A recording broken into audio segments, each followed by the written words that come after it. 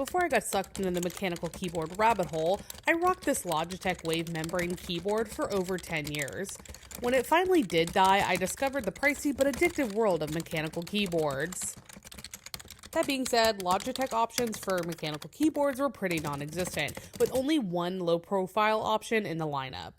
But alas, they have finally released a fully hot swappable mechanical keyboard and with a number pad, so us finance folks can rejoice. So let's check it out together. It comes packaged in a pretty bog standard box, and the accessories include a cable and a USB dongle, but suspiciously not a keycap or switch puller, which is an odd choice for a fully hot swappable board.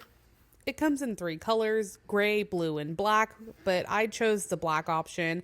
All of them come with this acrylic kind of board, and the back has a little slot for the USB dongle, which is nice, as well as one position adjustable feet, which is odd that there's not a second position available.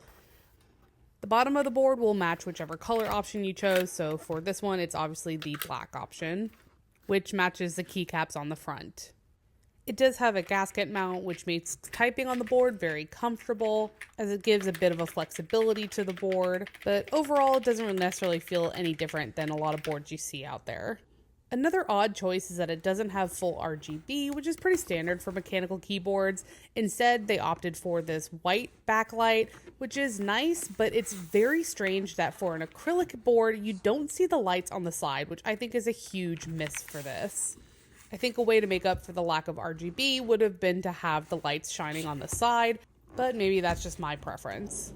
The board is fully hot swappable, which means that with a switch and keycap holder that is not included in the box, you can actually swap out all of the keycaps and switches if you so choose, but the ones by default are pretty nice with this nice PBT material. And the switches that are included are linear switches with an actuation force of about 40 grams, which makes it really comfortable to type on. But of course, you can change all of these features yourself with whatever you want, which is kind of the feature of hot swappable keyboards. It doesn't have tri-mode connectivity, but you can use the keyboard while it's plugged in and charging, and it cites a battery life of up to 12 months with no backlight, but I think with backlight, you're probably going to be looking at maybe 36 or so hours.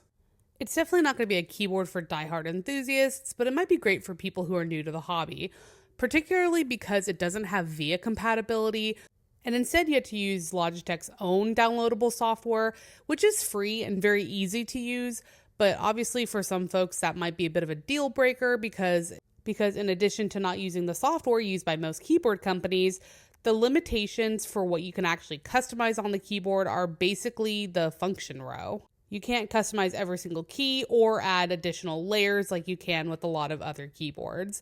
I will say from personal experience, the Logitech software is easy to use and the options are nice.